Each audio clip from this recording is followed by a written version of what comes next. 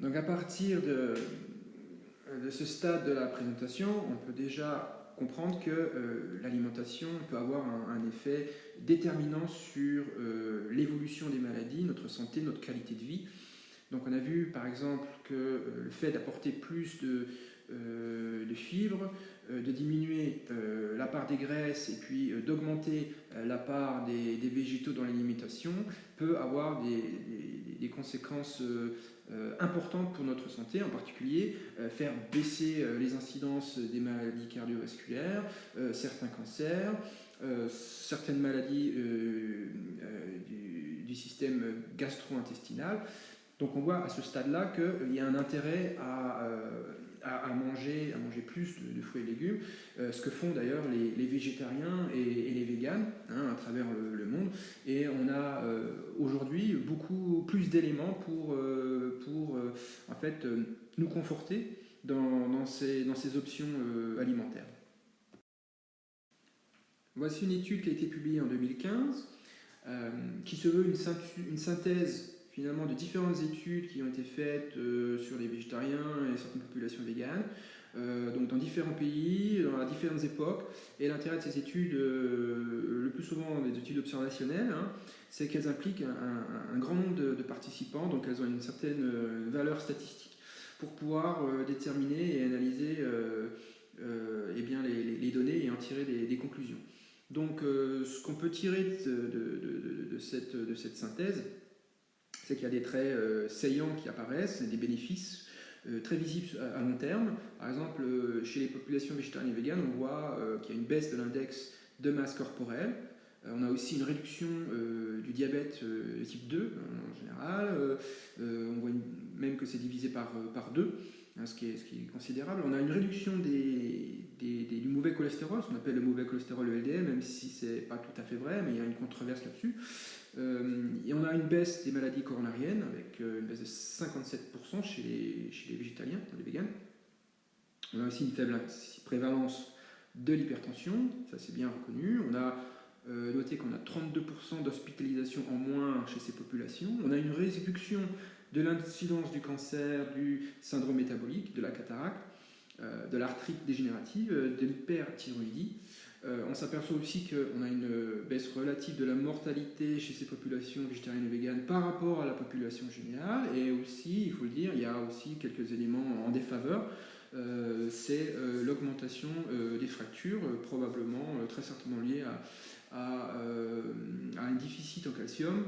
Donc ces populations doivent faire attention à bien contrôler leur ingestion de calcium pour éviter ce genre de problème. Aujourd'hui, on a une littérature beaucoup plus large et beaucoup plus active, sans doute, dans le domaine de la nutrition et de l'alimentation. On a de plus en plus de nouvelles études qui apparaissent. En général, elles s'intéressaient à étudier un nutriment en particulier ou une classe d'aliments. Elles sont plus rares en ce qui concerne les études sur des schémas diététiques plus larges, sur de grandes populations. Mais quand c'est fait, eh bien, on a des conclusions qui peuvent être très intéressantes du point de vue de la santé publique. Par exemple, il y a eu des études prospectives observationnelles de grande taille. Il y en a une qui s'appelle en particulier le Nurses Health Study, donc une enquête de santé sur les infirmières. Alors, une population d'infirmières assez large, à peu près plus de 72 000 participantes qui, au début de l'étude, étaient libres de maladies comme les maladies coronariennes, pas de diabète, pas de cancer. Et on a, dans cette étude, identifié à peu près deux schémas alimentaires précis. Alors le premier qui était appelé prudent, c'est-à-dire caractérisé par une forte consommation de végétaux, de légumes, de fruits, de poissons, un peu de volaille aussi, et des grains non raffinés. Et l'autre schéma, appelé le schéma de l'Ouest, eh bien, ça correspondait à une consommation beaucoup plus importante en viande, en charcuterie, en grains raffinés, en patates frites, etc., des desserts, etc., etc. Donc une alimentation beaucoup plus riche en graisse, en gras et en sel.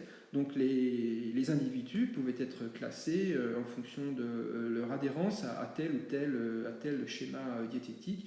Et on s'est aperçu avec ces études que bien on avait une baisse de mortalité chez les personnes qui étaient adhérentes au schéma prudent, c'est-à-dire celui qui était le plus riche en alimentation végétale complète. Donc les grandes recherches sur la nutrition en particulier et le style de vie en général a permis de définir en fait ce qu'on appelle des zones bleues où on a identifié les plus fortes densités de centenaires au monde. Alors il y en a quelques-unes comme au Japon, à Okinawa, en Grèce, Ikaria, en Sardaigne, en Italie, mais aussi en Californie et à Nicoya au Costa Rica. Alors ce qu'on a observé, c'est que dans ces lieux géographiques, on a une forte densité de centenaires. Et on s'est interrogé de savoir pourquoi on avait autant de centenaires dans ces populations. Qu'est-ce qui faisait que ces gens-là vivaient plus longtemps et apparemment plus heureux qu'ailleurs. Et bien en fait, quand on a un petit peu analysé toutes ces données, on s'est aperçu que chez ces personnes, il y a un fort lien social, il y a un fort sentiment d'appartenance au groupe, hein, ça c'est ce qu'on peut voir sur cette pyramide, hein.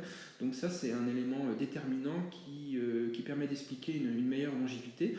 L'autre chose c'est la nourriture, ça semble être un deuxième facteur le plus important, manger sainement, c'est-à-dire manger jusqu'à ce qu'on soit arrivé à 80% de satiété, hein, donc savoir contrôler sa prise de nourriture, manger plus de légumes, manger moins de viande, moins d'alimentation ultra transformée, boire régulièrement mais modérément du vin rouge. Ça a été vu dans les pays comme l'Italie par exemple. Le troisième élément c'est l'hygiène de vie, hein. Il faut savoir qu'est-ce qu'on fait dans la vie, se trouver des objectifs et puis les suivre. Ça veut dire peut-être travailler moins mais avoir plus de liens familiaux, passer plus de temps à des loisirs, prendre des vacances, ralentir. Donc tout ça, ça a été analysé et ça fait partie des choses importantes pour améliorer sa longévité. Et puis en quatrième position, c'est l'activité physique, hein. Ce sont souvent des gens qui ont passé une bonne partie de leur vie à être très actifs, même à un âge très avancé. Ils continuent de marcher, d'être indépendants, d'être autonomes, et ils font de l'exercice tous les jours, alors que ce soit pour monter un escalier dans leur village ou pour monter une colline pour aller ramasser des fruits et des légumes. Ça fait partie de leur vie, ça fait partie de leur environnement, et c'est ce qui explique très certainement leur longue longévité. On ne peut pas tous vivre centenaire, mais on peut certainement vivre plus longtemps et en meilleure santé si on a une meilleure hygiène de vie et si on a une meilleure alimentation. Alors une autre étude d'envergure qui a été publiée en 2017 dans le journal Lancet et financée par la fondation des Gates. C'est une étude qui s'est étalée sur plus de 30 ans, qui a impliqué des centaines de chercheurs à travers le monde et qui a permis de déterminer les causes majeures de mortalité dans le monde. Et on s'aperçoit aujourd'hui, en 2018, que l'alimentation devient la deuxième cause de mortalité à travers le monde. Malheureusement, la prévention a souvent été l'enfant pauvre de la médecine moderne. L'accent a été mis sur le recours à la technologie, sur l'emploi de médicaments, et c'est vrai que ça a permis de sauver des vies, c'est indéniable. Mais cela dit, aujourd'hui, force est de constater qu'on n'arrive pas à endiguer ces maladies chroniques parce que les méthodes employées pour y arriver ne sont pas bonnes. La nutrition, on en parle quasiment pas, ça reste une discipline très discrète, alors que ça devrait être quelque chose de majeur, hein, puisque c'est la première des médecines, c'est le premier facteur environnemental qui conditionne notre santé, et on en parle très très peu. Et si on parle très peu de la nutrition, il y a des raisons. C'est lié avec le développement de l'agroalimentaire depuis les dernières 60 années, hein, qui ont amené des développements au niveau de la chimie, au niveau de la standardisation et de la production des matières alimentaires. Et il y a eu une explosion de la consommation de sel, de gras, des additifs dans la nourriture qu'on retrouve aujourd'hui partout à travers le monde.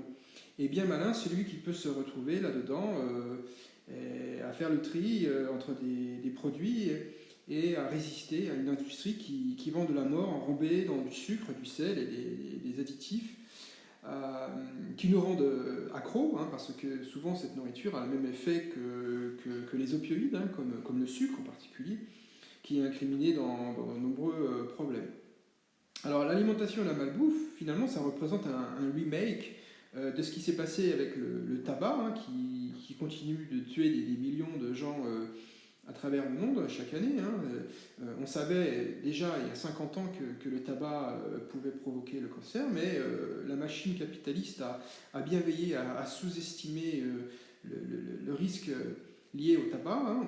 L'industrie a pendant longtemps masqué les recherches ou tenter d'étouffer les recherches qui étaient faites dans le domaine pour prouver qu'il y avait un lien entre la consommation de tabac et le cancer du poumon.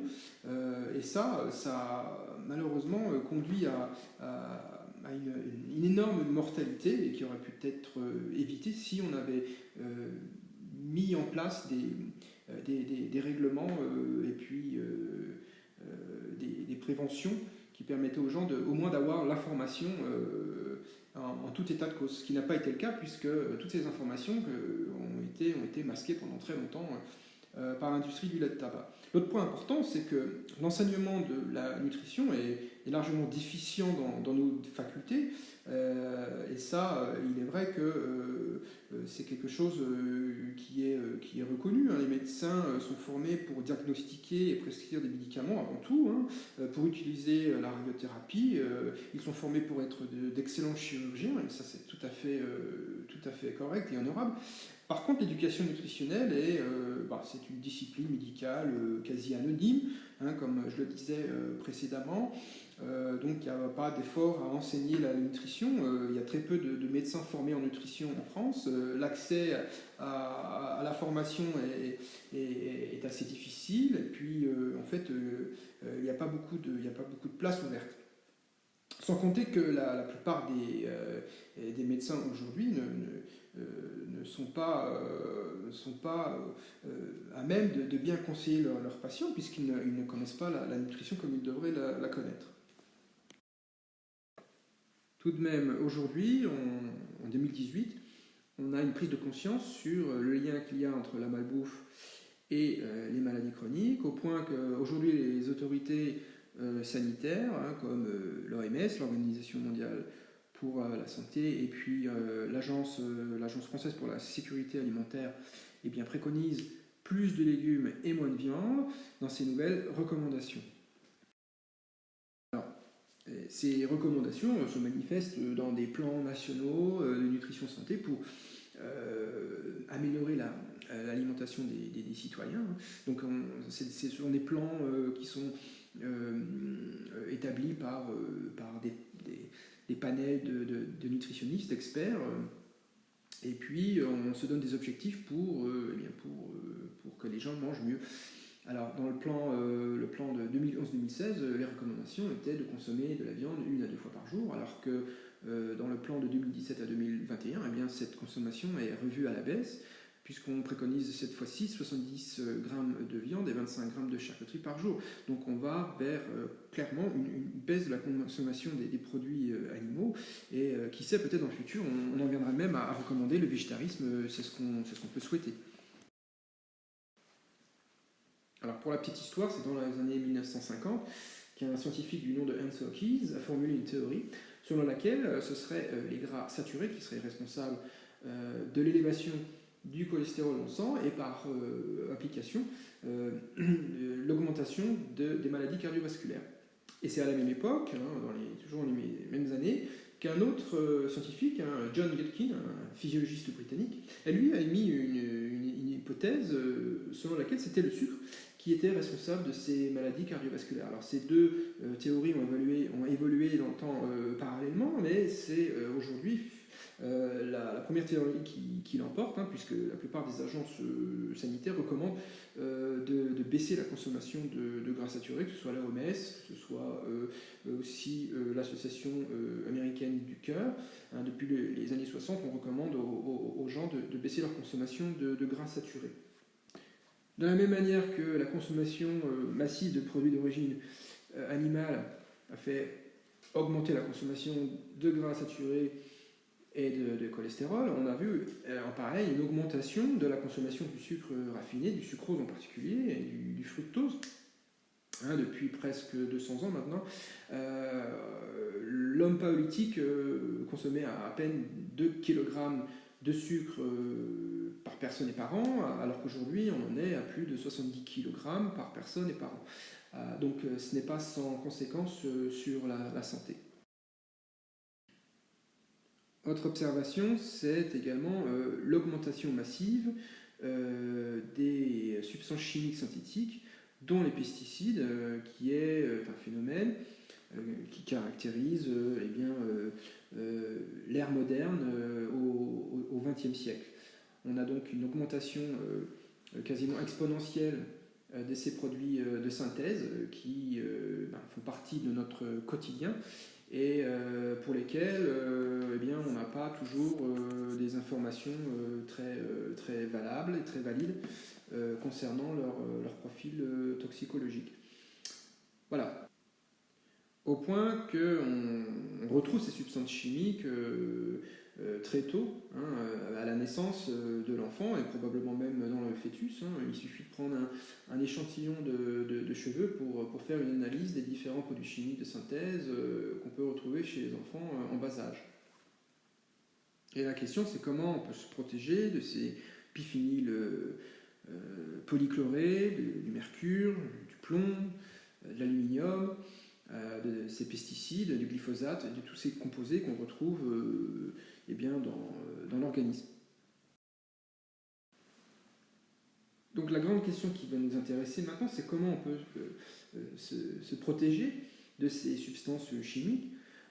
Alors, il y a une première réponse à ça, il faut déjà isoler celles qui sont toxiques et puis mieux les évaluer d'un point de vue toxicologique. C'est ce qui est en train d'être fait avec le programme REACH au niveau européen. Et donc l'autre chose, c'est donc éviter le plus possible l'exposition à ces produits chimiques. Et l'autre manière de s'en protéger, c'est de renforcer nos défenses et nos moyens de détoxifier ces substances chimiques. Et le monde végétal nous offre de nombreux outils pour le faire, parce que dans le monde végétal, on a des substances bioactives qui nous permettent de détoxifier les métaux, par exemple. On a aussi des substances qui permettent de réduire le niveau d'oxydation au niveau de l'organisme. On a des molécules antioxydantes, comme les caroténoïdes, qui peuvent avoir aussi une action cancérigène, anticancérigène. Qui peuvent inhiber certaines bactéries, les virus, dans le cas d'infection.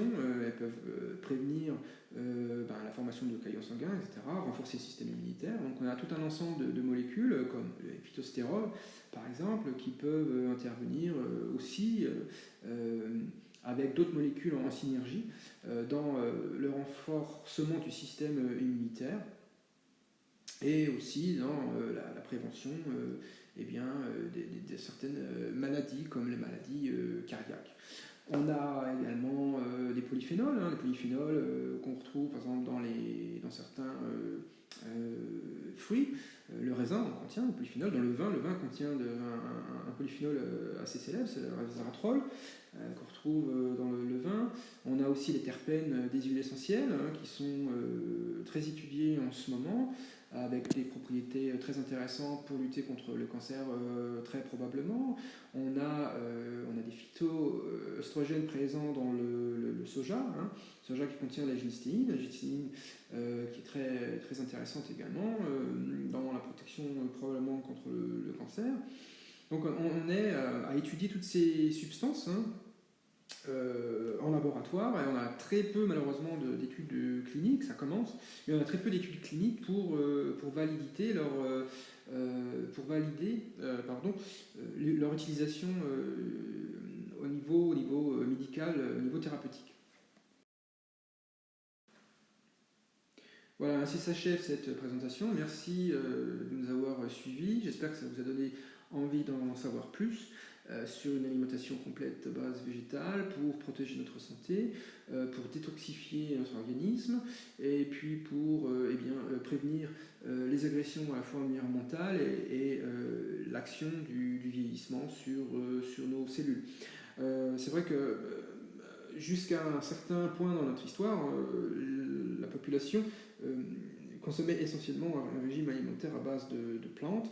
C'est que récemment que cela a changé avec une plus grosse consommation de produits d'origine animale, plus grosse consommation de sucre, plus grosse consommation de sel.